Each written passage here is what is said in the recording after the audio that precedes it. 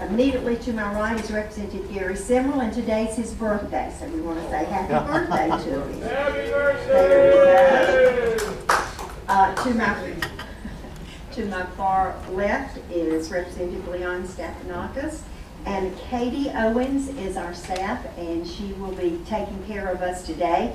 We have Representative Merle Smith, who's running a little late. He went home last night, so he will be coming in. We also have some of our colleagues with us today, Representative Tommy Pope, who's here, and Representative Goldfinch, who I think is a dear friend of one of our speakers today, and of course, Representative Brown is with us today. You haven't gone to sleep on us, have you? No, he hasn't.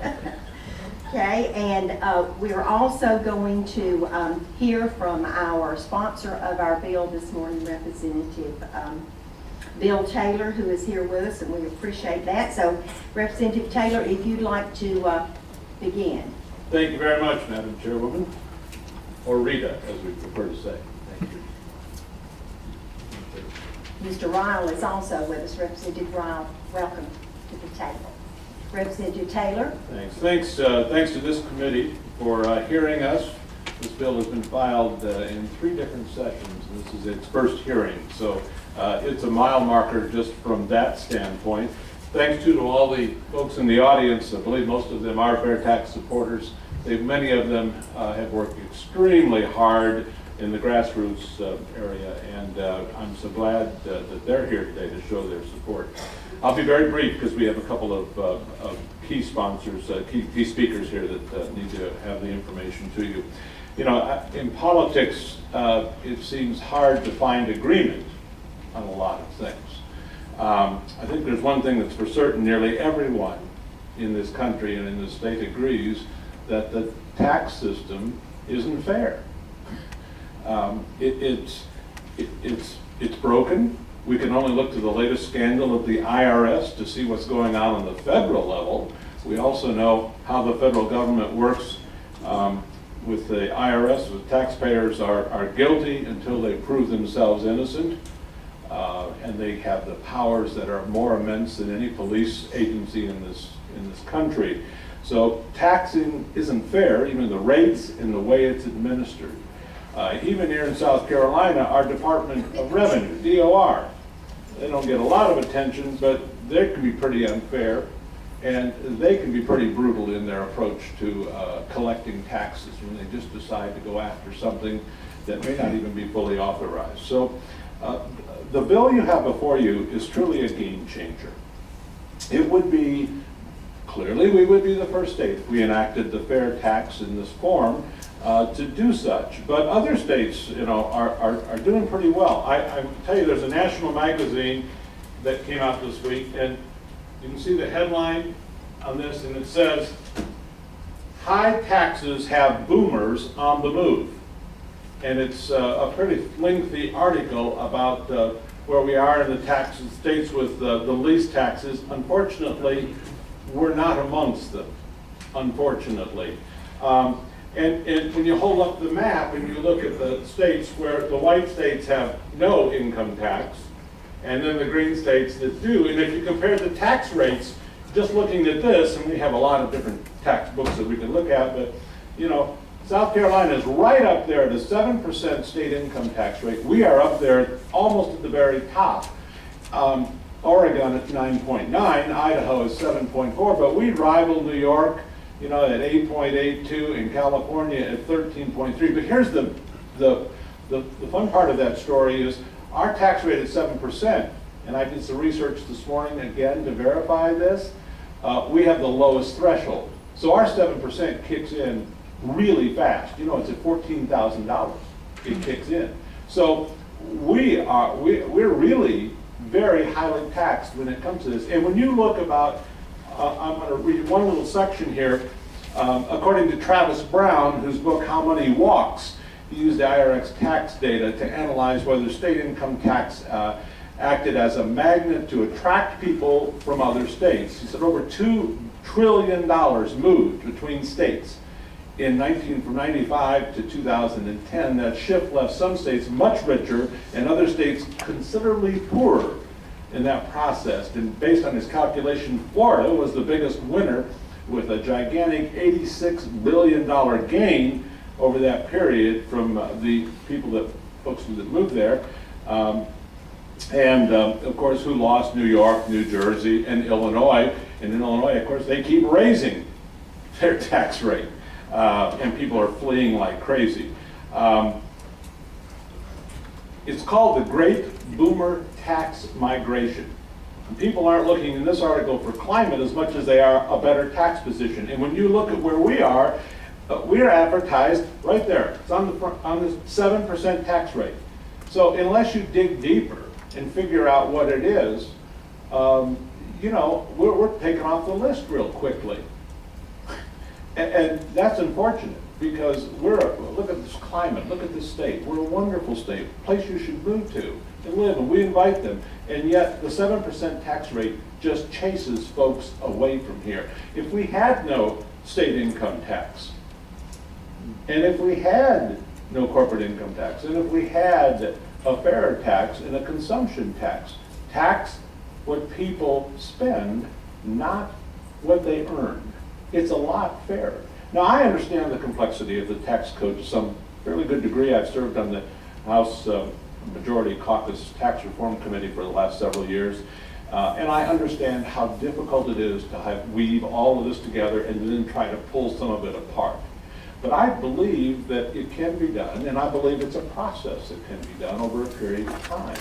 And we would be a bold, brave state and be a beacon to businesses and to citizens from all over this country to move to South Carolina. It would bolster our economy, and we're going to offer some serious proof today from some tax experts. So I would ask you to consider this in a most serious vein. I know that we're at the end of this particular year's session, but this is a good starting place. And I would hope it would light your fire and understand that we actually can approach this in a serious way and improve the economy of this state. And, Louisiana, Oklahoma, Missouri, they're all looking at this too. And in North Carolina's governor said last year that was worried about South Carolina because if we enacted the fair tax, it would give us a serious advantage. Hey, that's a competitor. With that, I'll stop and let these experts get on with it. Thank you very much for hearing us. Thank you. Thank you, Representative Taylor. Are there any questions of Representative Taylor before we go to our next presenter? Good. You'll reserve the right to come back, Representative Taylor. We have John Steinberger with us from the South Carolina Fair Tax Association. Thank you so much for being with us today, and you have our undivided attention. Well, thank you, Madam Chairwoman. Thank you, Representative Taylor, for scheduling the hearing today, and we appreciate the members of the committee being here and our 54 co-sponsors on the bill. South Carolina has a lot of good things going on right now. We have seen a decline in unemployment, but the small business sector is not necessarily faring as well overall, and that's where most of the new jobs are created. So I'd like you to take a look at this 2-minute video showing how things are for service providers in the economy. You need to come back over on this side. Representative Riles, Representative. It's an abandoned shopping center in Charleston. So last year I had 24 people working 3 crews, and we kept them busy all the time. We had 25 employees before the recession hit, and then as it hit, we had to slowly lay off, and now we keep around 6 employees. And this kept me from advancing my company because I do not want to be penalized for growing too big. Last year I had to turn loose 2 of them had 3 crews. And it's the first time in 40-some years that I've ever had to dismiss anybody because they didn't have enough work. It was real dramatic, really was. The South Carolina Fair Tax Act, which would eliminate the income tax, would help me in the way that people who need to use my services, it would give them more money in their pockets to be able to use me and enable me to hire more people. Taxes are so high, people just don't have the money anymore to do the jobs. And so I think if a fair tax was enacted, that we would have the opportunity then to get more work, and more people would have the money to spend on getting their trees taken care of, their yards taken care of. and stuff done that they need to get done, but they just can't afford to do anymore. We should be taxing consumption, not success, not productivity. Now, those are the things that really get me. When we penalize successful people, when we penalize productivity, it's the most un-American concept I can think of. I'm Van Atkins, owner of Van's Tree Service. My name is Tracy Stice, and my husband Bill and I have owned Stice Services, Heating and Air and Controls. I'm Casey Lombard. I'm a local Charleston roofing contractor. Fair tax is good for the employer. And the consumer. And the state of South Carolina. It's really good for everybody.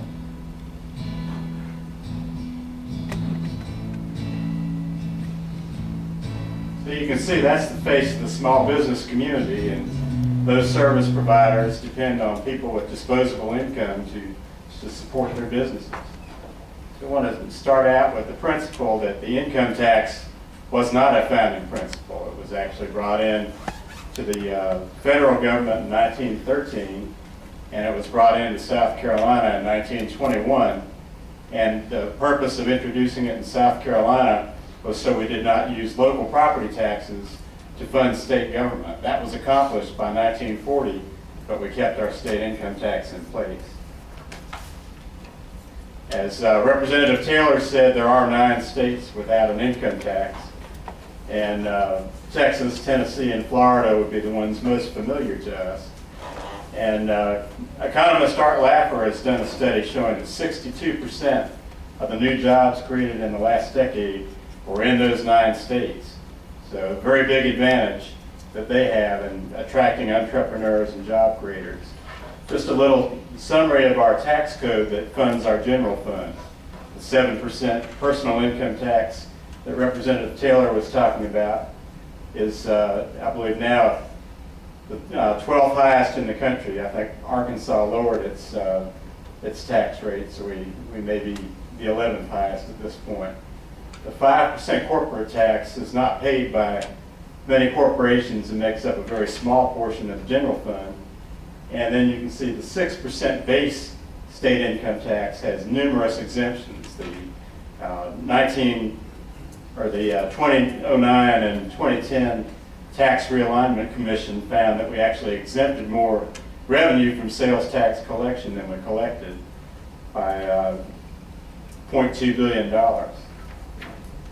So let's talk about some of those exemptions that we have in the sales tax code. Services, such as the folks that you saw there in the video, that's about $950 million that we don't collect.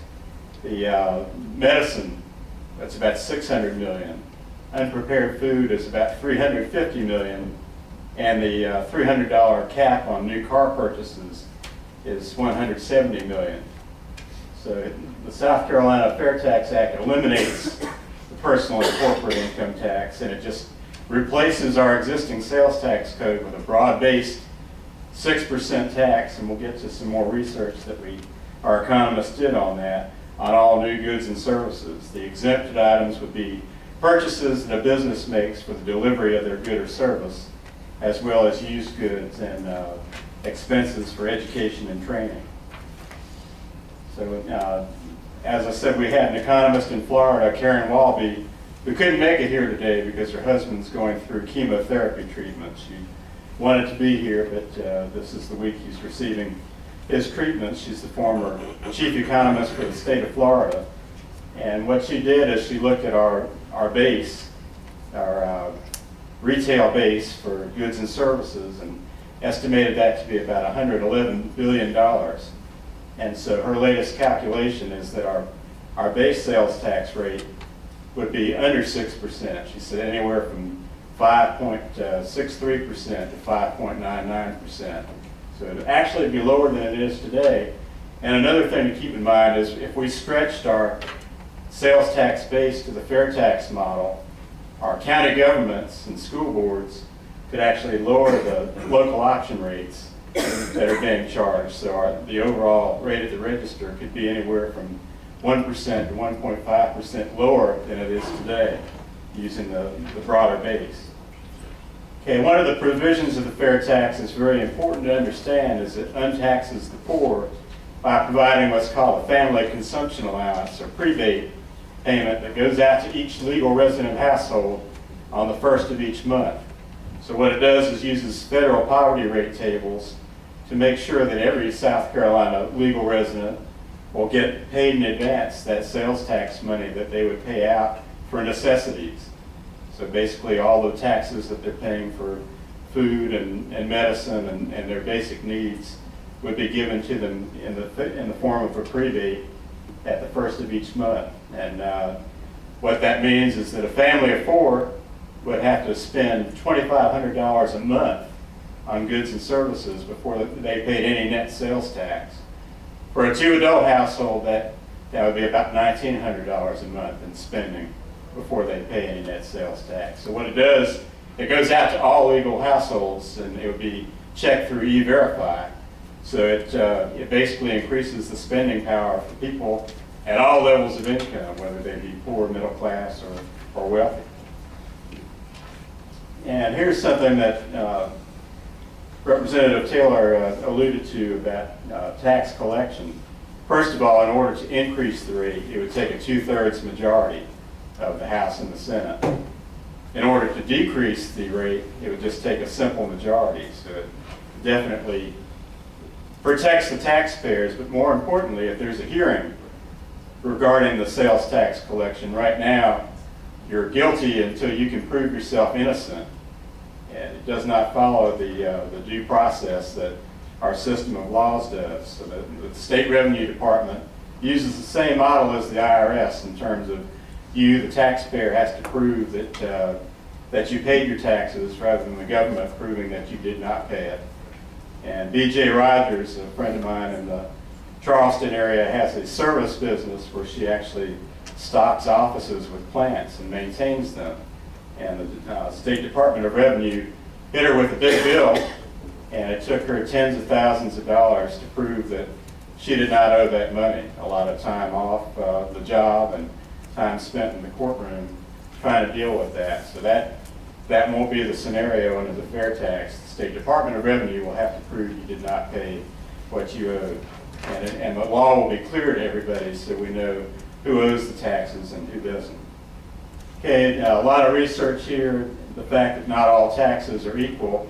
The income tax is found to have a much more harmful effect on economic growth than does the sales tax. And I know that Chairman Ways and Means Chair, thank you, has copies of Rich States, Poor States available for you.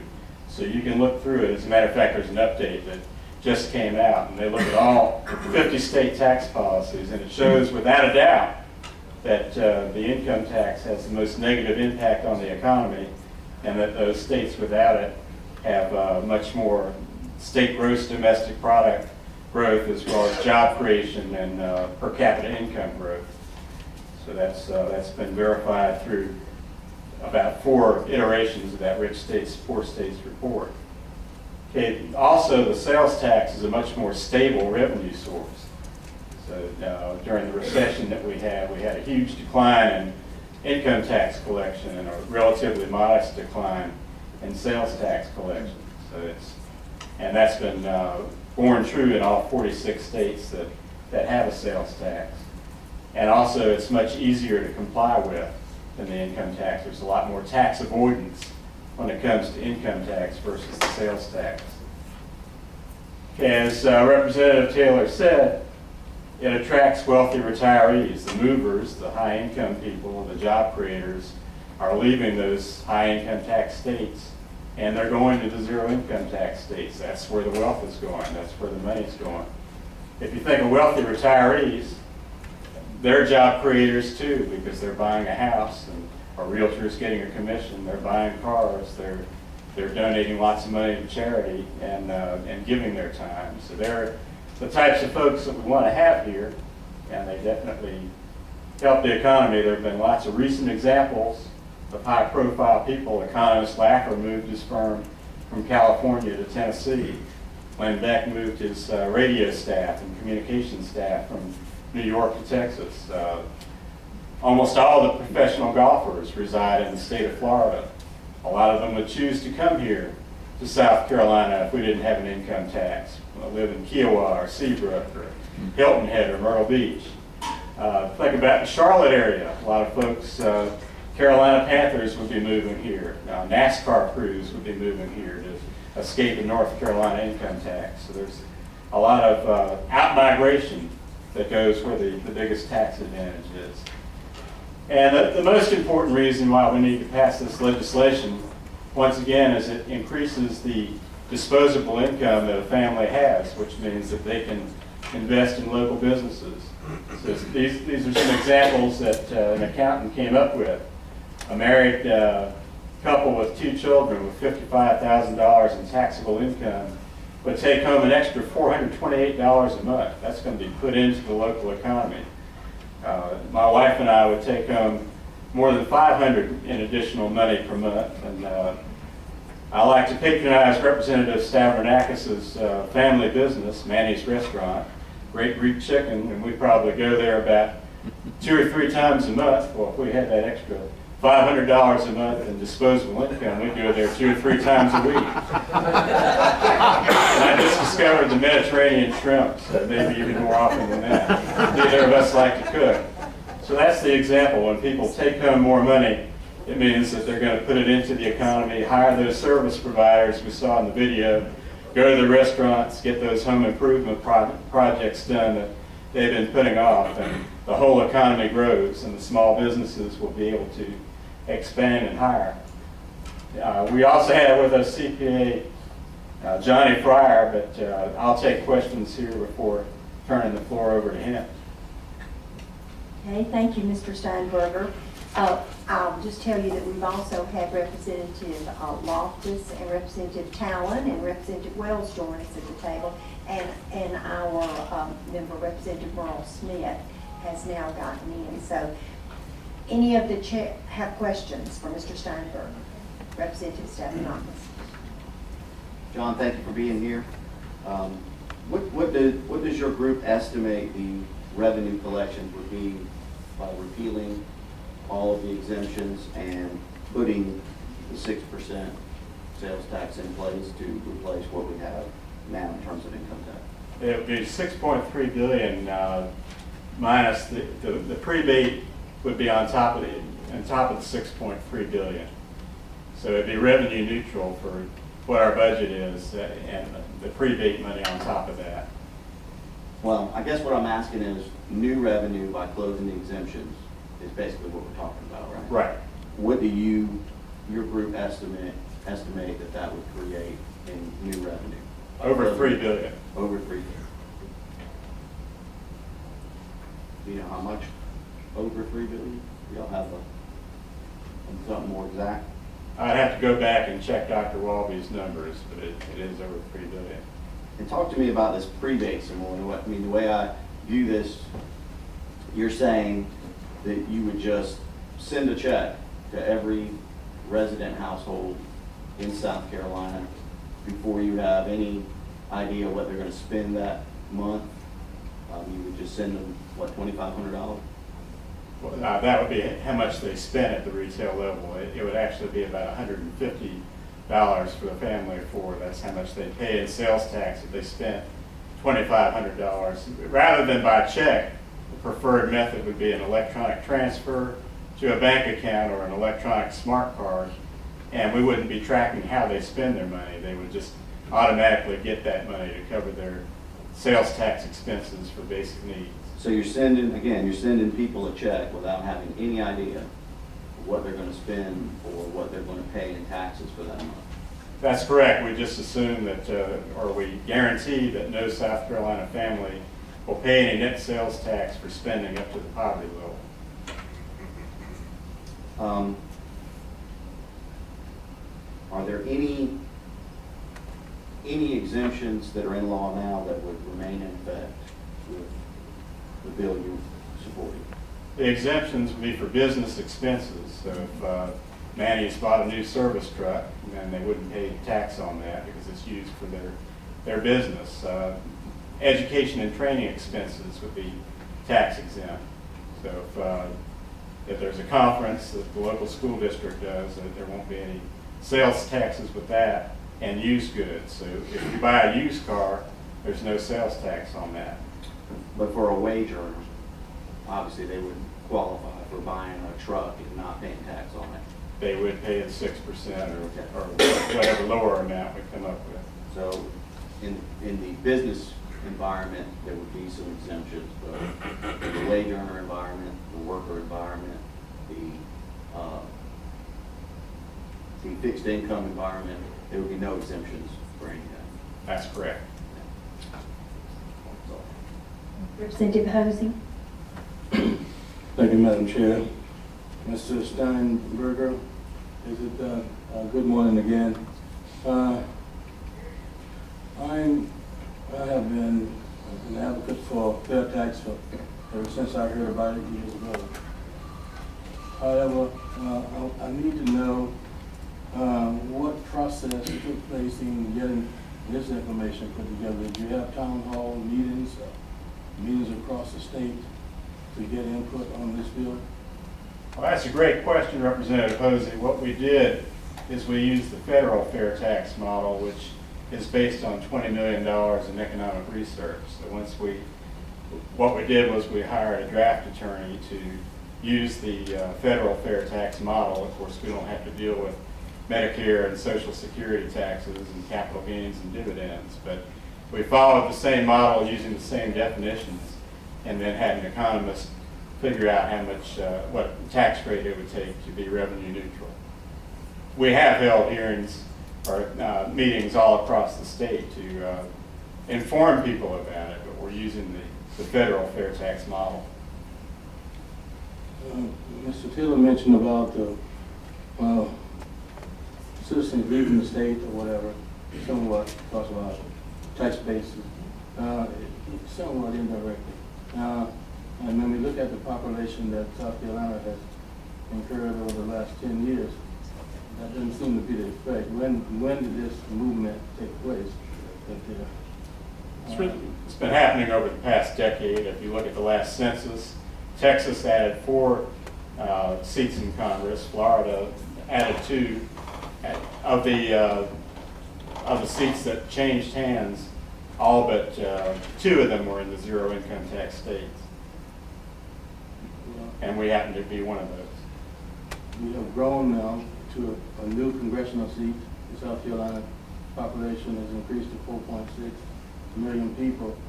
It's kind of hard to believe what we hear, that they're leaving South Carolina. We have experienced population growth, but our per capita income remains near the bottom.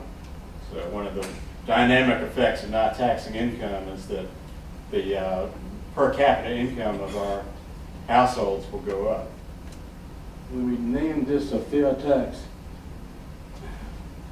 and then we have exemptions, how do we call that? You know, you remember you say something about $2,500 have to be spent before you pay a tax, for couple 4, and then $1,900 or $1,800 for couple 2 before you pay these taxes. Did I? That's correct, sir.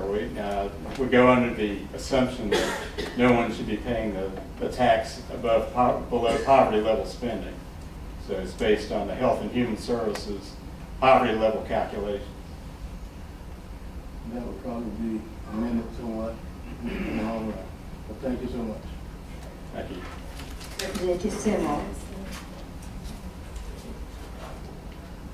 Thank you for your testimony.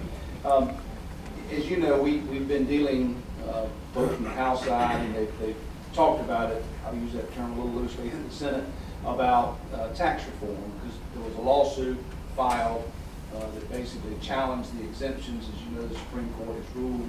Part of the problem I think we face in dealing with tax reform, where there's a overall recognition that we need it, the bill tends to die under its own weight. And so where the fair tax comes in, and you help me where I leave some components out, but this is basically a sea change in the way that we would collect revenue in the state of South Carolina. I understand your model does basically a revenue neutral system in the way you've done that. Insofar as we look back, whether it's Boeing coming to South Carolina, whether there's been other companies, because I know you mentioned the economic development component of that, where that's where some of the tax breaks would remain. You know, the tax system we have didn't happen overnight. You know, over time, we allow certain exemptions for certain things. One of the things that I have pushed, and we've been doing this in part of any exemption we've given, is to put a sunset provision so that at least we have the opportunity to go back. Because in some instances, what we pass today, 10 years from now, it may not be needed or may not be warranted. So those are the parts of this. And I in trying to come to the real conclusion of this, and as you mentioned, we also look at other states because we want more people living in South Carolina. My good friend Mr. Hosey mentioned, you know, the growth. We saw 600,000 people from 2000 census to 2010, went from 4 million to 4.6. York County, where I represent, didn't grow at 15%, it grew at 37%. So we see that on the border of more people fleeing from the Charlotte and Mecklenburg area to come to South Carolina because our tax base was more favorable in the way we collected taxes. So, and I realize I've given you a lot on the plate to talk about, but the other part as well, what other states are on the verge? I know nobody has actually passed the fair tax to my knowledge, you may correct me, but what other states, especially in the southeast, let's say, are on the verge of passing a fair tax? Well, I can tell you that North Carolina and Louisiana have both discussed eliminating their state income tax. They're not exactly following the fair tax model. Their plan is to raise the sales tax rate and eliminate some exemptions but keep many of them intact. So they have a different model than we're following. I know the state of Michigan has a fair tax bill, and Missouri has a fair tax bill as well. Part of what we see, and again, you take the fair tax bill, and any bill, as you know, when it starts moving its way through the process, it's amended.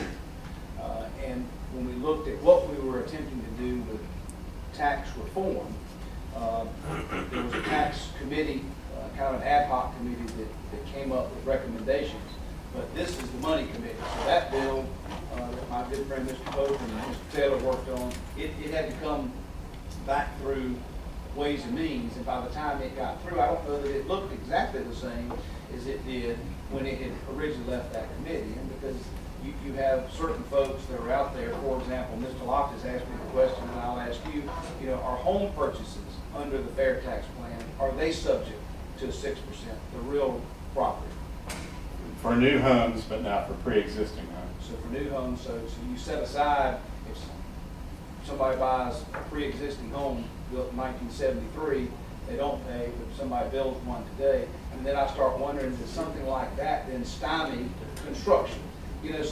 So there is an exemption, in essence, you keep, and that is for the pre-existing. I'm in the used car business, so I was telling Mr. Stavranac, it sounds great to me, you don't tax used cars, you see, but only new ones. But I guess there's always a push, when you push down on one place in the waterbed of money and taxation, does it raise somewhere else? And so I think as this bill were to move forward in the State House, the amendment process, I guess, by the time it got through, I wonder what the fair tax would look like. And I realize there are 5 of us in this room that are talking about this morning as it makes it through the process, and I just wonder how amenable you are in what you've studied that this would start changing, because I can tell you in my 21 years of being here, very few things come out as they went in.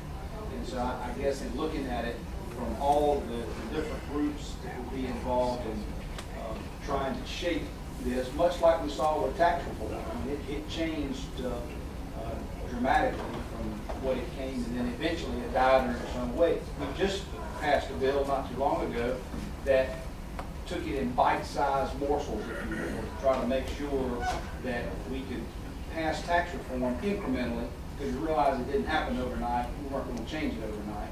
Of course, the lawsuit being abated now has changed the dynamics a little bit. But again, I don't want to take all your time, but those are just some questions I have. I signed on to the bill. I think it's good if this committee moves this bill forward in the stance that there are 50-plus sponsors on the bill, There are only 5 of us. We make up collectively about 4% of the House body. I don't want the 4% to be making that decision. I think it needs to move up the chain. But at the same time, I think that we need to be talking about different components rather than saying, this is our bill and this is what we want. What would happen to the bill if different components start changing and what that does for the outcome? Yeah, and we just have to respond to what those changes are Right. as it happens. Thanks, sir. Thank you. Representative Smith. Mr. Steinberger, let me also thank you for being here, and I apologize for missing a little bit of your testimony. I want to tag in with a little bit of what Mr. Simmerl was saying, and while he talked about the lawsuit from the Supreme Court, I noticed in the dissent of the lawsuit, or in the body of the lawsuit, they in essence said, take another bite at the apple with the sales tax exemptions, because they opined in an opinion that car taxes, the $300 sales tax cap on cars, which would apply to all of Mr. Simmerl's cars, is unconstitutional. They said they couldn't find any rational basis for that. So I think sooner or later we're going to have to deal with tax reform. The Supreme Court all but told us that we're going to have to deal with tax reform this next year. So I appreciate you bringing this forward. I just want to point out a couple of things. Is this committee, I sponsored the bill, and we dealt with it a few weeks ago with military retirees. I think you're from Charleston if you eat at Manny's, and so you're also from a military community.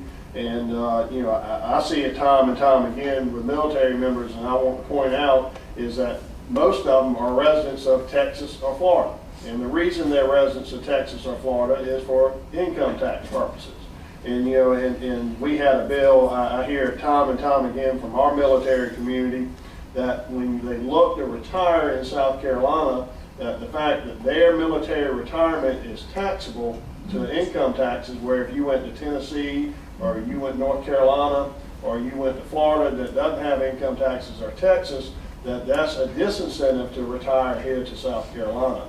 And so, one issue I have is I just think that I agree with you that the income tax is an insidious tax in the state. I just think that trying to find alternatives of reducing the income tax is probably a wise move in relation to tax reform in South Carolina. And I know it from a military perspective is I think that it keeps people from retiring here. I hear that time and time again.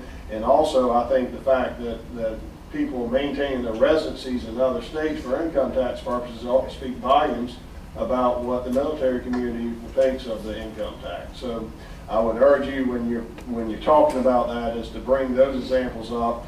We passed a bill trying to eliminate the taxes and the income tax of military retirees to bring us in line with our neighboring states. And I've heard from some people already, they find that to be unconstitutional, that, why we pick out military retirees rather than, other retirees that come into the state. And, obviously there was some cases back in the 1970s or 80s that they said when state retirees had exemptions from income taxes, and that the state had to concede that was a violation of the Equal Protection Clause. So, I think the easier way is to deal with this. Now, as Mr. Simmerl says, the devil's in the details of this. I certainly, I'm reviewing this and listening to Mr. Simmerl. I think taxing 6% on the new home industry is all going to stifle construction in this state, and especially with this economy when new housing starts are on the move. We got to make sure that we go through this. But I again agree that we need to have a discussion. This needs to be a part of tax reform in this state. And I appreciate you being here today, bringing this to our attention, and I look forward to moving this bill. What I'd offer there, Representative Smith, is that with families taking home more pay, they're going to be more likely to get a loan for a new home or a new car. So it's how much money they have at their disposal that helps them make that decision. But I understand your concern. Well, and just following up on that, I would presume that the builders, the home builders, would be very concerned with this issue, and I'd like to hear from them on that, obviously, and I'm sure there's other areas that we need to discuss.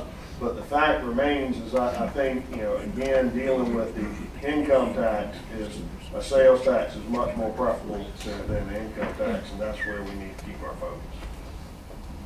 Thank you. Representative Stephanakis. John, one thing I forgot to ask you, what are the education and training services that y'all say will be exempt? Give me some examples of that. Things like seminars, workshops, Business-related education, or are you talking about school education? both business and school. So any purchases made by a school would not be taxed. What about educational expenses for an individual? That's something that's open to interpretation. That's not clear. We gotta know the answer. Okay, thank you. Mr. Steinberger, thank you so much for your presentation. Mr. Hosey?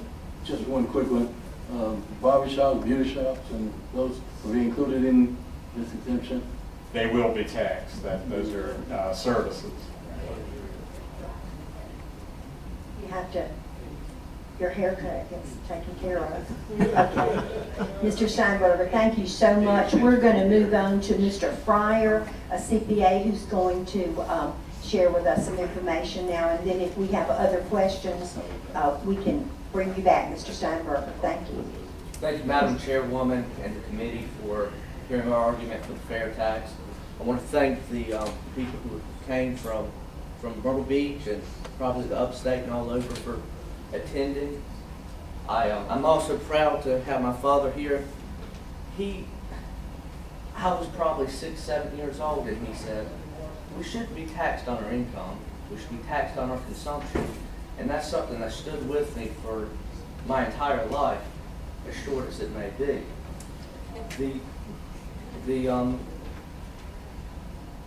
I'm here representing small businesses. I own a small or mid-sized accounting and financial planning firm in Myrtle Beach. We service about 800 clients, 100 of them are business clients.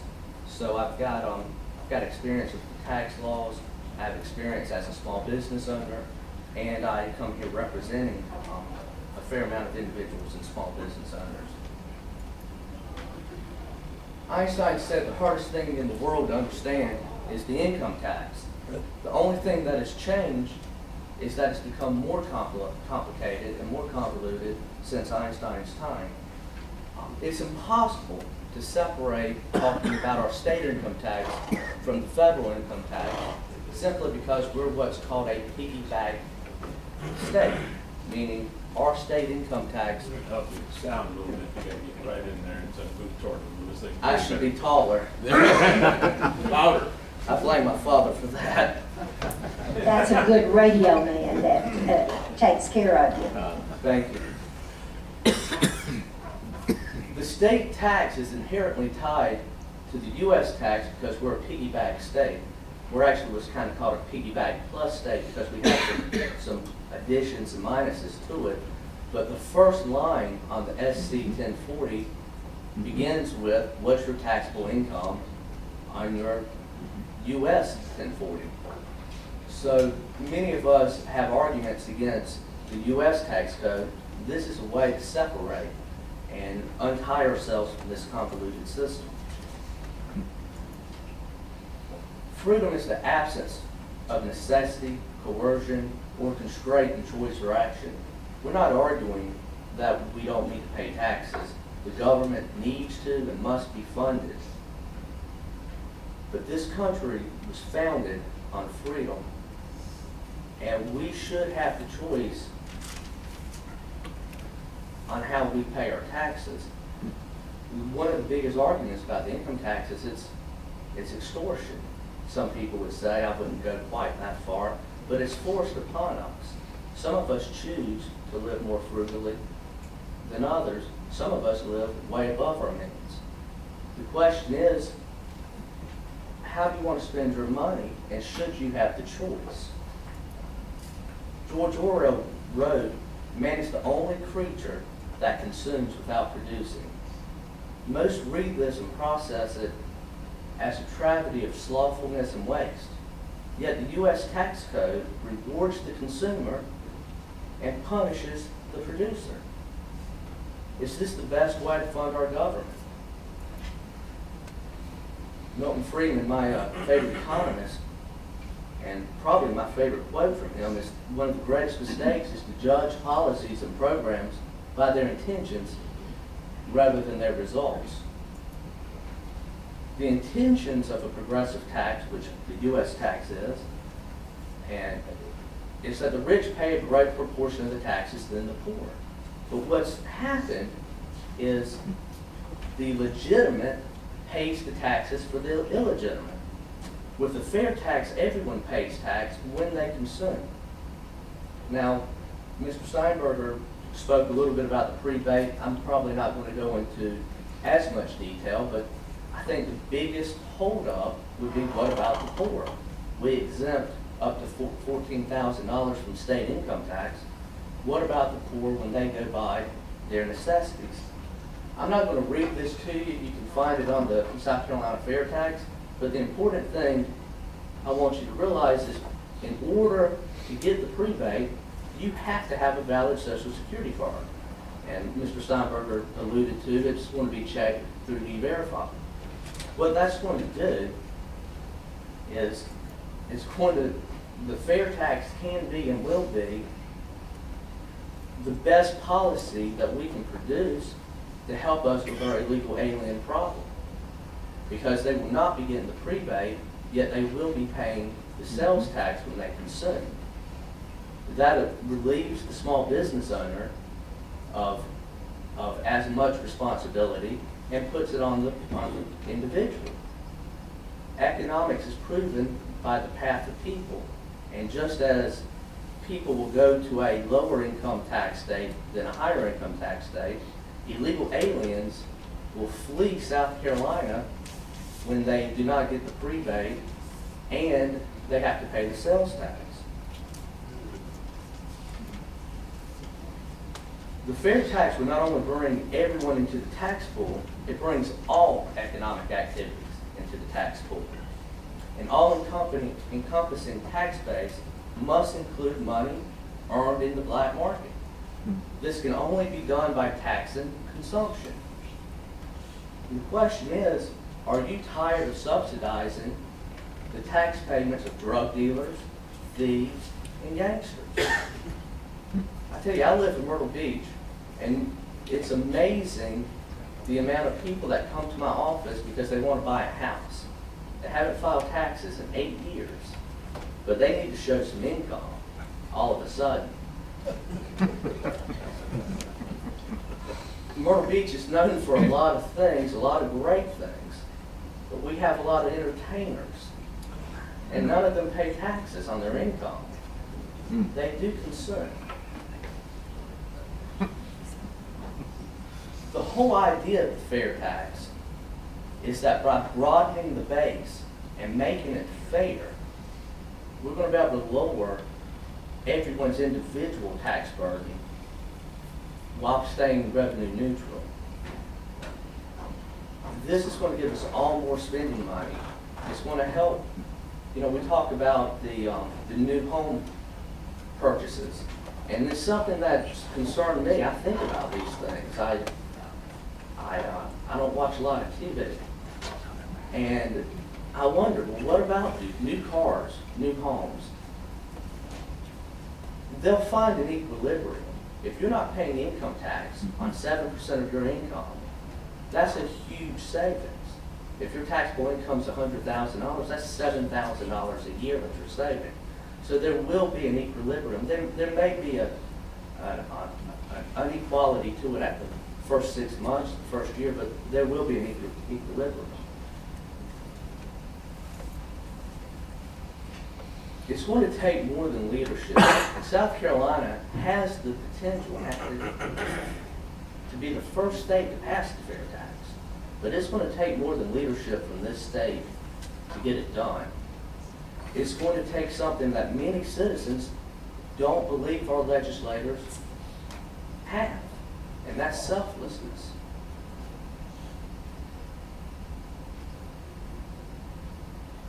We're asking you all to unleash your reins on us. You get to pick the exemptions. What should be taxed, what shouldn't be taxed. Let it all be taxed. Unleash your reins on us, and we'll all reap the rewards of a greater growing economy. If you're unwilling to meet this challenge, you should start planning on and deciding what you're going to tell your children that you found more important than freedom, because they'll want to know. I thank you for your time, and I thank you for your consideration in passing the Fair Tax. Thank you, Mr. Unfortunately, our law says that we cannot be in committee meeting when we're in session. And as you look at the clock, we're a little past 10. So you did a wonderful job getting through. Thank you so much for being here. First of all, I'd like to say thank you to Mr. Steinberger, Mr. Taylor, for your presentation and all. And Mr. Fryer, if you have that copy that you just presented to us, if you'd like to give it to Katie, she'll be glad to make copies of it so that we can have your presentation. We have Mr. Steinberger's. I sure will, thank you. And if you will do that. Thank you so much for being here. And unfortunately, we're going to have to adjourn, but we're going to adjourn and we're going to recede actually at the call of the chair. And if I hear no objection to that, we stand adjourned to recede at the call of the chair. Thank you.